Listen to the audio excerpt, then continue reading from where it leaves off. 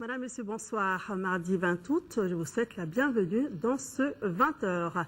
La Cour constitutionnelle a proclamé ce matin les résultats définitifs de l'élection du président de la République second tour. Ibrahim Boubacar Keïta a obtenu 77,62% et Soumaïla Cissé 22,38%. Écoutons le président de la Cour constitutionnelle, Amadi Tamba Kamara. Considérant que le scrutin a eu lieu le 11 août 2013, considérant que le ministre de l'Administration territoriale, de la décentralisation et de l'aménagement du territoire a proclamé le 15 août 2013 à 10 heures les résultats provisoires du deuxième tour de l'élection du président de la République, considérant que les délais de recours en application des premiers et deuxièmes alinéas de l'article 32 nouveau précité expiraient respectivement les 16 août 2013 à minuit et 17 août 2013 à 10 heures. Considérant que la Cour n'a reçu aucune réclamation dans les délais indiqués, considérant que l'article 155 de la loi électorale dispose, la Cour constitutionnelle procède au recensement général des votes. À cet effet, le ministre chargé de l'administration territoriale lui transmet sans délai les procès-verbaux des opérations du scrutin, accompagnés des pièces qui doivent y être annexées conformément à la loi. Elle contrôle la régularité du scrutin et en proclame les résultats définitifs. Considérant que les documents électoraux relatifs au suffrage de certains bureaux de vote n'ont été transmis à la Cour constitutionnelle ni par le ministère de l'Administration territoriale, de la décentralisation et de l'aménagement du territoire, ni par la Commission électorale nationale indépendante. Considérant ce qui concerne le recensement général des votes, la Cour constitutionnelle, après avoir fait le décompte des voix par bureau de vote, tant sur le territoire national qu'au niveau des ambassades et consulats, a opéré diverses rectifications matérielles, procédé au redressement qu'elle a jugé nécessaire. Considérant qu'à la suite de tout ce qui précède, le deuxième tour de l'élection du président de la République a donné les résultats suivants. Électeurs inscrits, 6 829 696. Votants, 3 123 127. Bulletins nuls, 88 664. Suffrages valablement exprimés, 3 34 463. Majorité absolue, 1 517 232. Suffrage obtenu par Ibrahim Boubacar Keïta, 2 355 394, soit 77,62%. Suffrage obtenu par Soumaïla Cissé, 679 069, soit 22,38%. Taux de participation, 45,73%. Considérant qu'au terme de l'alinéa 2 de l'article 33 de la Constitution, le président de la République est élu à la majorité absolue des suffrages exprimés. Si celle-ci n'est pas obtenue au premier tour du scrutin, il est procédé à un second tour le deuxième dimanche suivant. Ce second tour est ouvert seulement aux deux candidats ayant réuni le plus grand nombre de suffrages. Considérant qu'au second tour de l'élection présidentielle, M. Ibrahim Boubacar Keïta a obtenu 2 355 394 voix, M. Soumaïla Cissé a obtenu 679 069 voix, qu'ainsi M. Ibrahim Boubacar Keïta a recueilli la majorité absolue des suffrages exprimés pour être proclamé élu président de la République. Considérant que l'article 37 de la Constitution dispose que le président de la République élu entre en fonction 15 jours après la proclamation officielle des résultats. Par ces motifs, article 1er, proclame élu président de la République M. Ibrahim Boubacar Keïta. Article 2 dit que le mandat de M. Ibrahim Boubacar Keïta prendra effet pour compter du 4 septembre 2013 à 0 heure. Article 3 dit qu'en voie d'entrée en fonction, le président élu prête serment devant la Cour suprême. Article 4 ordonne la notification du présent arrêt au président de la République, aux deux candidats par les soins du gouvernement, aux représentants de l'État dans les circonscriptions administratives ainsi qu'au chef des missions diplomatiques et consulaires du Mali et sa publication au journal officiel. Ibrahim Boubacar Keïta est élu président de la République du Mali pour un mandat de 5 ans. C'est un homme politique qui a un parcours exceptionnel. Il a occupé plusieurs hautes fonctions à l'étranger et au Mali. On retient surtout ses postes de Premier ministre et de président de l'Assemblée nationale entre 1994 et 2007. Il a aujourd'hui 68 ans. Portrait d'un leader politique atypique avec Ibrahima Traoré.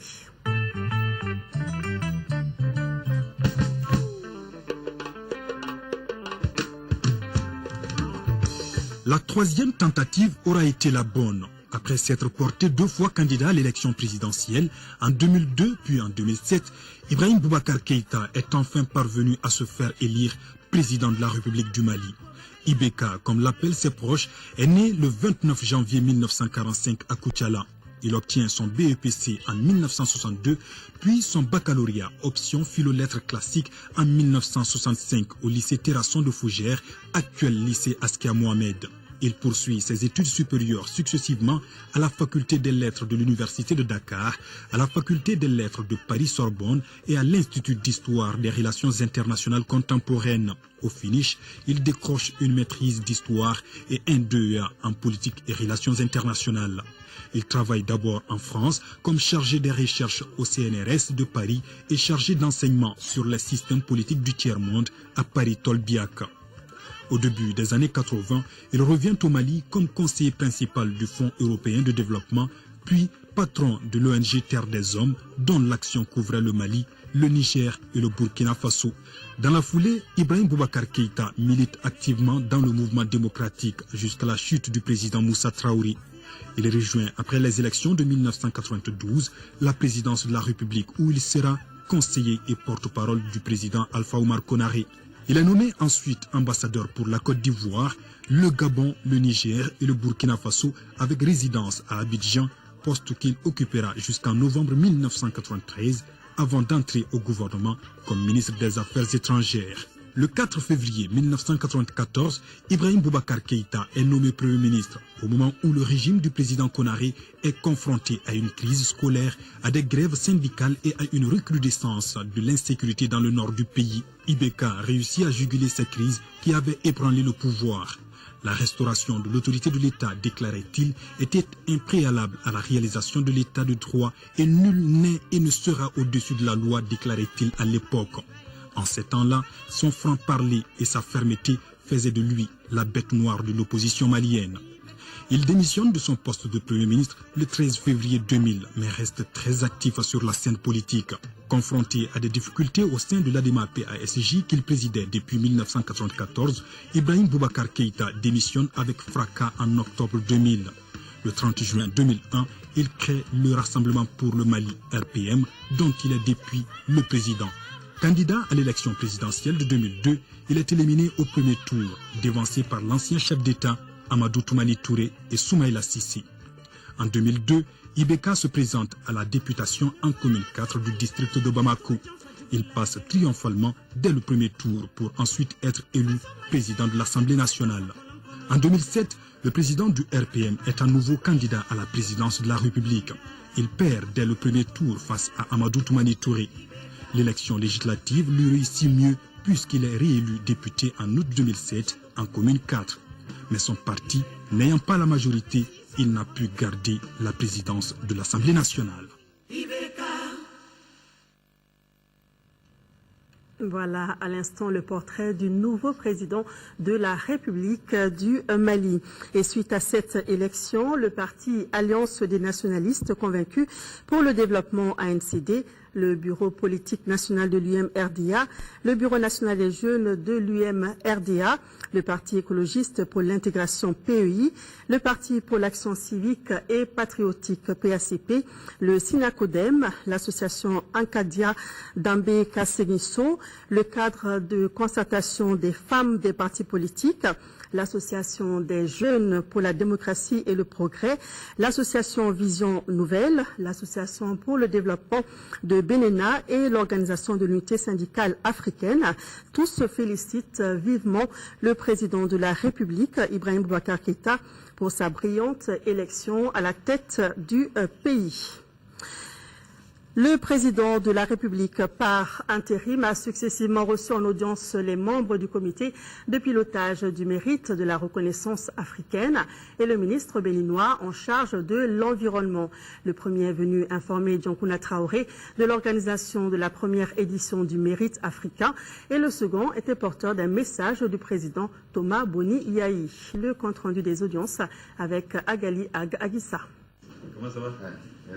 Le Bénin connaît actuellement un déficit pluviométrique et c'est dans ce cadre que le ministre béninois, porteur de message du président Boni Yahi, est venu s'inspirer de l'expérience malienne en matière de promotion des pluies provoquées. Nous avons eu à discuter sur la possibilité de bénéficier de l'expérience malienne sur les pluies provoquées. Actuellement dans notre pays, nous traversons un moment difficile en ce qui concerne les pluies.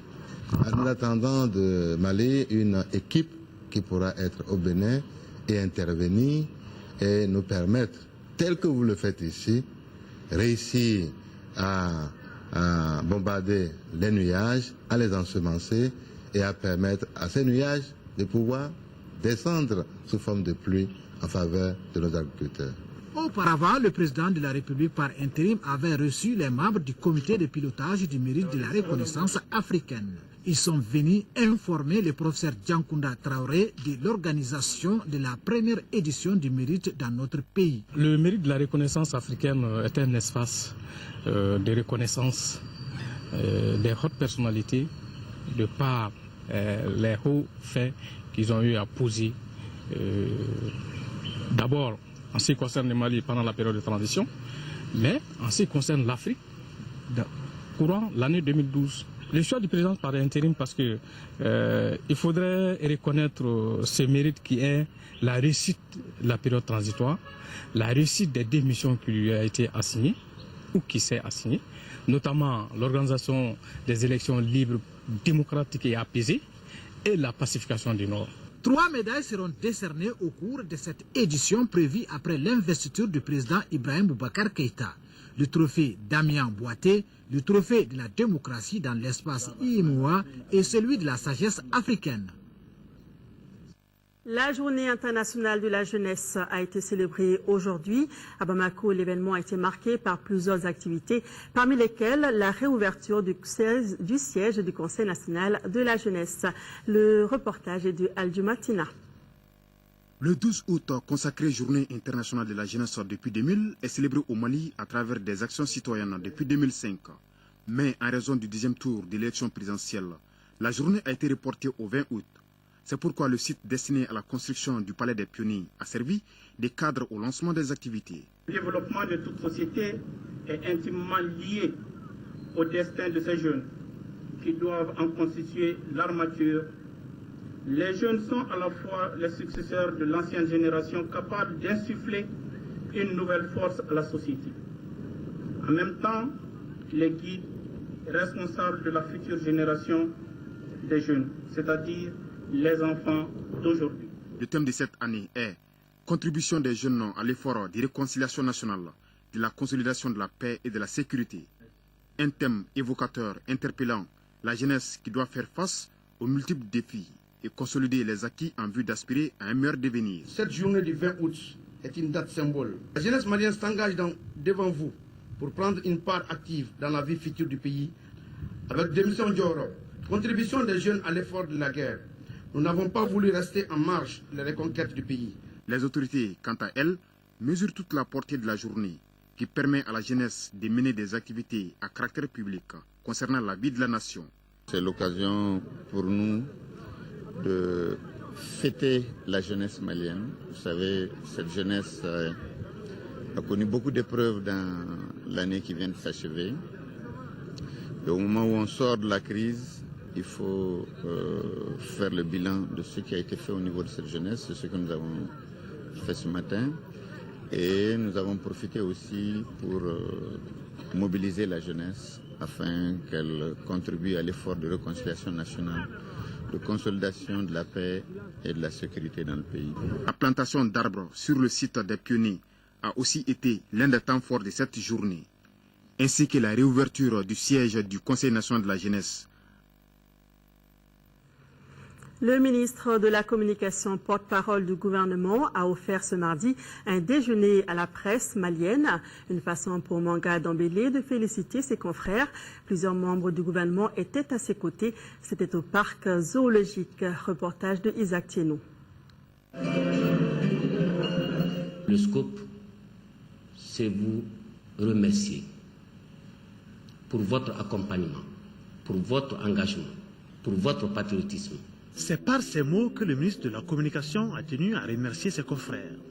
Lui-même journaliste, il reconnaît ainsi l'effort que les hommes des médias ont fourni pour préparer la conscience populaire malienne à une élection apaisée, mais surtout à l'accompagnement du gouvernement dans la mise en œuvre de sa feuille de route. Pour l'événement, en sa qualité de porte-parole du gouvernement, il était accompagné par certains de ses collègues.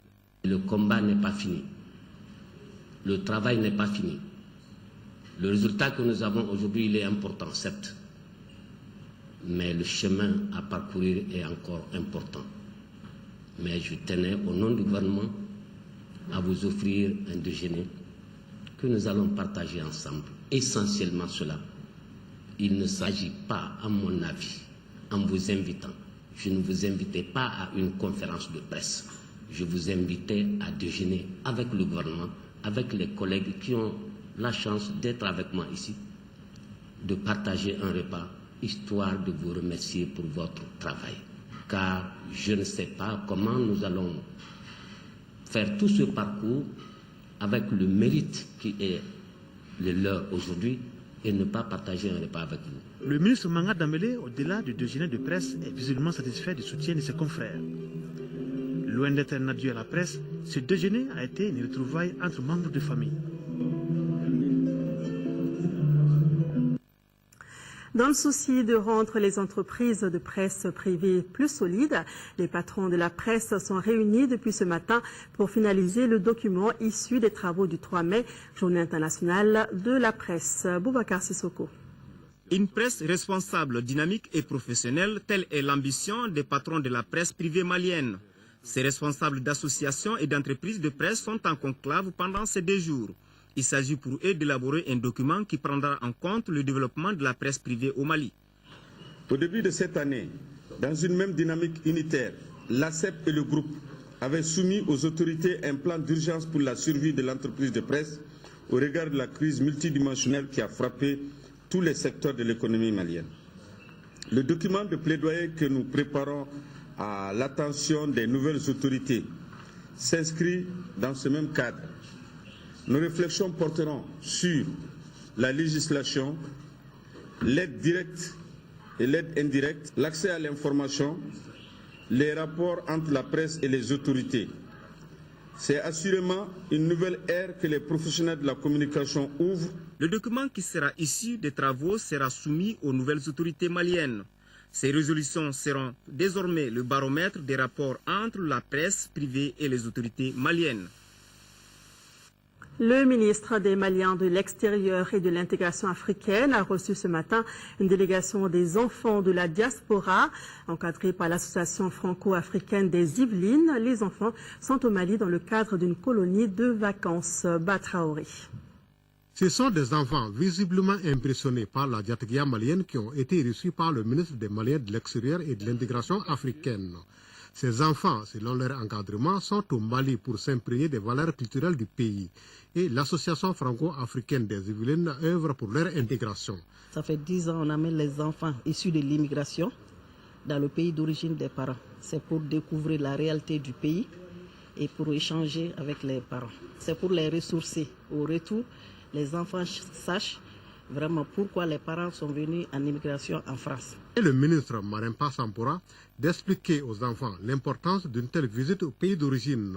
Ce brassage est très bénéfique et pour vous et pour nous qui sommes restés ici. Ce brassage, c'est pour aussi l'apologie de la culture africaine. Il faut savoir ses racines, il faut savoir là d'où nous venons. C'est très important. On dit que celui qui sait là où il va a déjà fait la moitié du chemin. Les enfants, tous des scolaires, ont chanté à la fin de cette cérémonie l'hymne national du Mali, une façon pour eux d'exprimer leur attachement à la patrie. Parlons à présent de la lutte contre l'insécurité alimentaire et la malnutrition dans les cercles de Nara et Nioro du Sahel. Les acteurs sont réunis pour, entre autres, élaborer le plan d'action 2013-2014. Adama Kodjo. Améliorer considérablement les conditions de vie des populations de Nara et de Nioro du Sahel. Voilà l'objectif visé par le comité de pilotage et d'orientation du programme conjoint de lutte contre l'insécurité alimentaire et la malnutrition dans les cercles de Nara et de Nioro du Sahel. Deuxième du genre, la rencontre va permettre aux acteurs d'adopter un plan d'action pour l'année 2013-2014. Ce programme au Mali est composé de 6 organisations partenaires d'exécution dont l'ONU Femmes permettra, j'en suis sûr, l'accès aux facteurs de production, aux technologies et aux marchés. Il favorisera, entre autres, le renforcement des capacités des acteurs locaux dans la prise en charge de leur développement. Les activités menées dans le cadre de la réalisation du projet sont relatives à la sensibilisation des populations et l'identification des besoins de celles-là. La mise en œuvre du programme a été confrontée à des contraintes qui étaient liées à la crise politico-sécuritaire malienne, mais les partenaires n'ont pas croisé les bras. Il y a une année qui vient de s'écouler après le début de la mise en œuvre effective des activités, et à ce moment, tournons tous le regard vers la zone de Nioro et vers la population et posons cette question: est-ce que nos activités ont amélioré déjà est-ce que les premiers effets sont déjà visibles? La FAO, qui a participé depuis le début aux différentes concertations sur le développement du nouveau programme FBSA au Mali, a joué activement et malgré ce contexte ambiant difficile, son rôle d'appui à la coordination globale du CSA au programme. Lancé dans ces zones d'intervention en juin 2013, le programme qui va coûter 11 milliards de francs CFA au Parlement belge a une durée de 5 ans. Retour sur le processus électoral qui vient de prendre fin dans notre pays. Les responsables du syndicat national des commerçants détaillants du Mali, Sinacodem, étaient cet après-midi face à la presse. C'était pour rendre compte des actions qu'ils ont menées pendant le processus électoral. Reportage de Nando Dambeli. Comme toutes les organisations de la société civile malienne, le syndicat national des commerçants détaillants du Mali n'est pas resté en marge du scrutin présidentiel qui vient de se dérouler. Il a mobilisé ses militants pour un vote massif. C'était un peu pour remercier les commerçants détaillants. L'appel que nous avons lancé à la veille de cette élection présidentielle, de sortir massivement pour que les élections soient une élection massive. Donc c'était aussi remercier à nos partenaires financiers, Oxfam et Cri de Milidé. Avec les hommes des médias, les responsables du syndicat national des commerçants détaillants du Mali ont échangé sur certaines de leurs préoccupations de l'heure. Nous avons plusieurs doléances. On avait sollicité des sites et le financement aussi, le projet d'appui aux commerçants détaillants qui est là. La mission d'observation de la société civile gabonaise était elle aussi cet après-midi face à la presse. Il s'agissait pour les observateurs gabonais de présenter leur rapport et de faire des propositions pour les prochaines échéances au Mali. La conférence a été suivie par un autre reporter, Mamoru Sidibi. Le rapport de la mission de la société civile gabonaise sur l'élection présidentielle au Mali a été communiqué cet après-midi à la presse. La mission qui s'est intéressée au bureau de vote du district de Bamako, notamment celle de la commune 6, trouve que ce scrutin s'est normalement déroulé. Cependant, suite à certains manquements, la mission a fait quelques observations. Les retards de démarrage des opérations de vote ont aussi été le fait des présidents du bureau de vote qui ont brillé par leur comportement incivique au cours de ce scrutin. D'autre part, la nomination arbitraire et unilatérale de certains assesseurs par la coordinatrice du centre IGA et le non-paiement de leur per diem a quelque peu posé des incidents. Ce fait appelle de notre part une invitation à la révision de la loi électorale.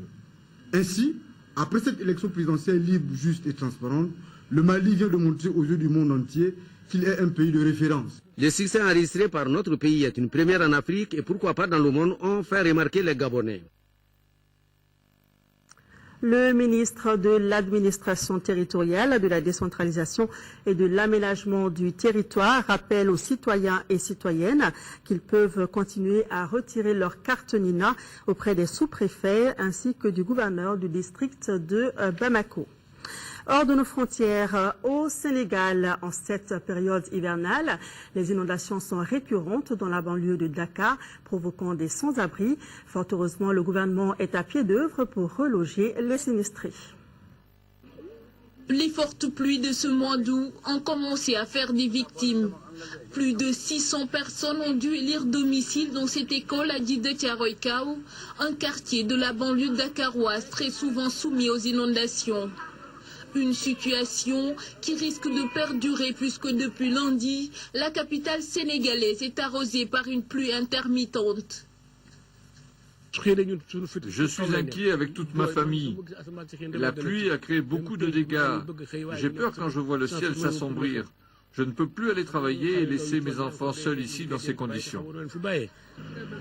Face à ces inondations devenues récurrentes dans la banlieue de Dakar, le gouvernement sénégalais a décidé de reloger les populations sinistrées. Depuis un an, un projet de construction de 2000 logements sociaux est en cours et près de 500 maisons sont déjà achevées. Plusieurs autres ouvrages sont en cours de réalisation. À pareil moment, l'année dernière, tout était de l'eau. Mais vous voyez, cette année, il a plu presque plus de 70 mm, mais on ne voit pas de l'eau stagner. Parce qu'il y a cet ouvrage, il y a le bassin qui est un réceptacle de toutes les eaux de ruissellement de la commune d'arrondissement. Nous rendons grâce à Dieu. Ces maisons sont vraiment une bénédiction pour nous. Depuis 2005, nous vivons le calvaire des inondations. C'est un soulagement de savoir que c'est désormais du passé. Le gouvernement sénégalais envisage d'investir plus de 700 milliards de francs CFA pour lutter définitivement contre les inondations. Direction l'Égypte, où le guide suprême des frères musulmans a été arrêté dans la nuit d'hier lundi. Mohamed Badi, 70 ans, est accusé d'être l'instigateur des nombreuses manifestations pro-Morsi à travers le pays. Mais cette arrestation est loin de décourager les frères musulmans. Présenté assis dans une pièce, le regard perdu, Mohamed Badi, le guide suprême des frères musulmans, a été arrêté dans la nuit de lundi à mardi, a annoncé le ministère égyptien de l'Intérieur. Avec lui, 2 autres cadres de la confrérie ont été interpellés sans violence dans un appartement situé près de la place Rabat al-Adawiya, au lieu de la contestation des pro-Morsi. Âgé de 70 ans, Mohamed Badi a été élu à la tête du mouvement en janvier 2010 et mène, depuis le 3 juillet, date de la destitution par l'armée du président élu Mohamed Morsi, la contestation à travers le pays. Dans les rues du Caire, son arrestation est accueillie favorablement. L'arrestation de Badi, c'est une grande réussite. Je suis très heureuse. C'est un individu méchant, horrible. C'est un ennemi. Aucun mot ne peut vraiment le décrire. Je ne sais pas quoi dire. Nous sommes reconnaissants envers la sécurité de l'État, envers l'armée et envers le général Sissi. L'image du guide capturé tourne en boucle sur les télévisions publiques et privées qui soutiennent largement les militaires. Cette arrestation affaiblit un peu plus les frères musulmans dont les cadres les plus importants ont été arrêtés. Ils doivent être jugés à partir du 25 août, comme Mohamed Badi, accusé d'incitation à la violence. Mais la mouvance islamiste n'a pas l'intention de changer de stratégie. L'incarcération de Mohamed Badi, le guide suprême des frères musulmans, est une injustice.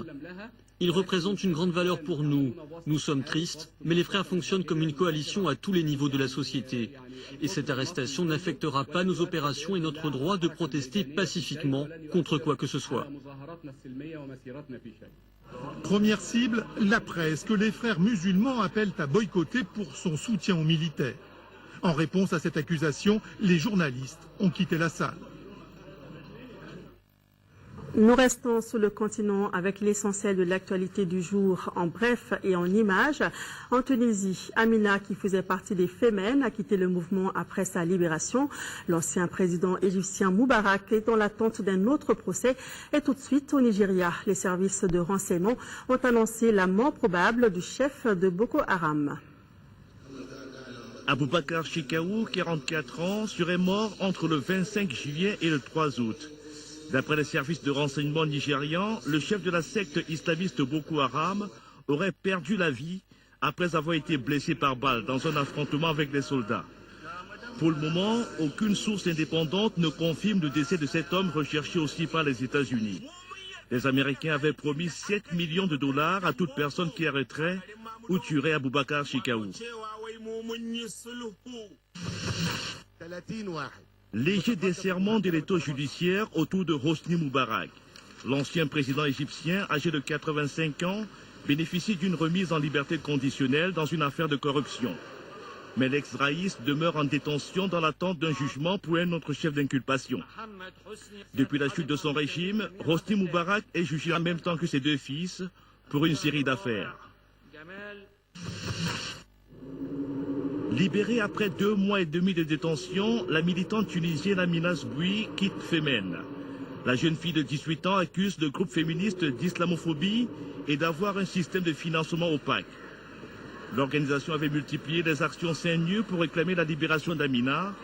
Femen estime que la jeune militante tunisienne, par sa décision, a trahi toutes les femmes qu'il avait soutenues dans son combat contre les islamistes.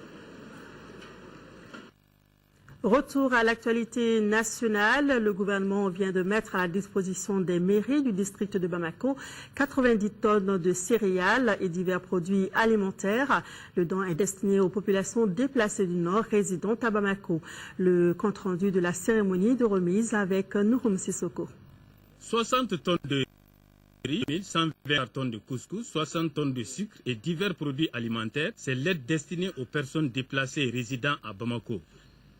La présente donation dont le gouvernement a l'honneur de remettre aux différentes communes du district a été faite par le ministère de l'économie et de l'action humanitaire.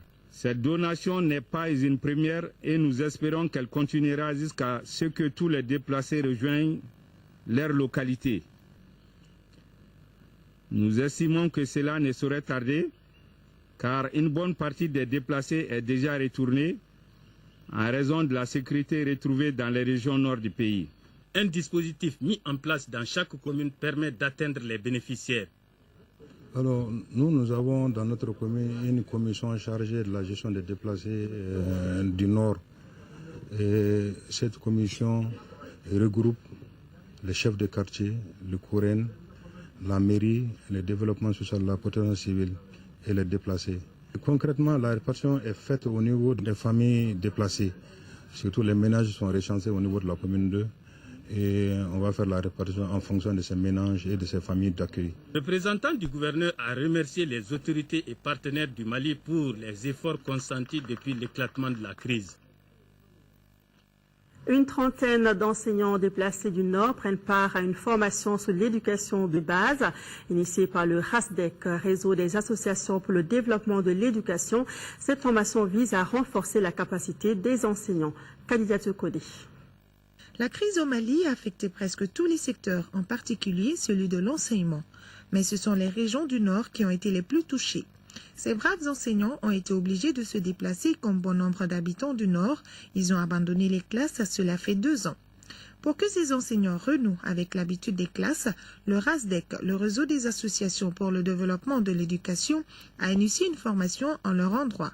Nous avons initié cette formation pour jouer un peu notre partition dans l'aide apportée à nos camarades qui ont subi les affres de la guerre au Nord. Ces camarades enseignants déplacés à Bamako, qui n'ont plus de repères et qui ont sans doute beaucoup parmi eux oublié déjà les techniques pédagogiques en cours dans les classes. Nous avons voulu les recycler.